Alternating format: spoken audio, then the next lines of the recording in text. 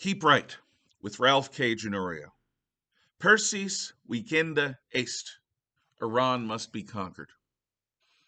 Carthago delenda est. Carthage must be destroyed. So once spoke the Roman senator, Marcus Porcius Cato the Elder, at the conclusion of every public speech.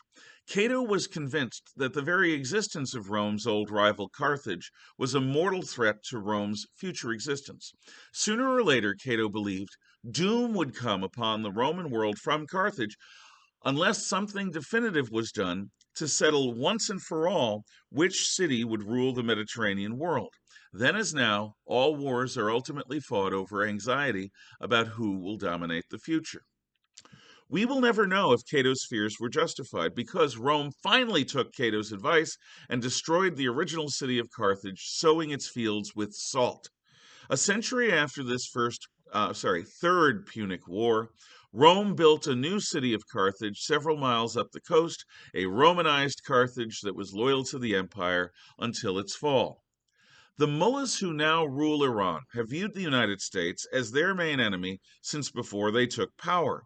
In fact, since American aid tipped the scales in Israel's favor in the 1973 Yom Kippur War, Israel's enemies have known that they would first have to defeat the United States in order to destroy the Jewish state.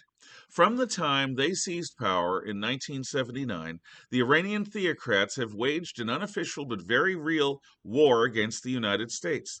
Their nearly 50-year catalog of terrorist crime speaks for itself and is accessible to any objective student of contemporary history. Iran is behind Israel's enemies in Gaza and in the West Bank and in Lebanon and in Syria. Iran is chiefly responsible for supporting American and anti-Iraqi terrorism within Iraq. Iran has been instrumental in supporting the Taliban in Afghanistan and is closely allied with Pakistan's pro-Chinese party, Communist Party military. Iran is the world's main state sponsor of terror.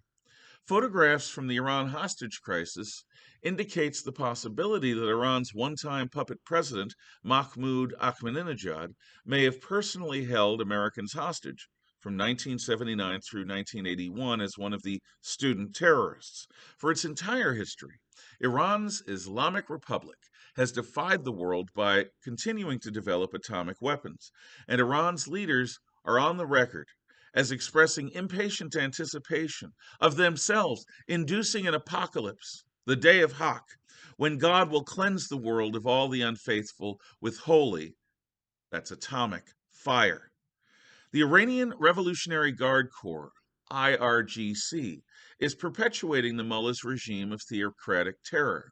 They cannot be negotiated with because they have never, ever kept to any agreement that they did not see as immediately benefiting them. I therefore do not believe in making any ceasefire agreements with them. These are people who simply cannot be lived side by side with peacefully.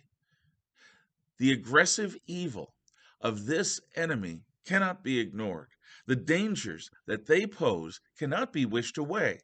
So long as Iran remains under the control of the mullahs and their IRGC enforcers, there will be no peace worth the name. The current Islamic government must be overthrown and replaced by a new government that will no longer prey upon their own people, sponsor global jihad, and threaten the peace of the world. We must seize this unique historic opportunity.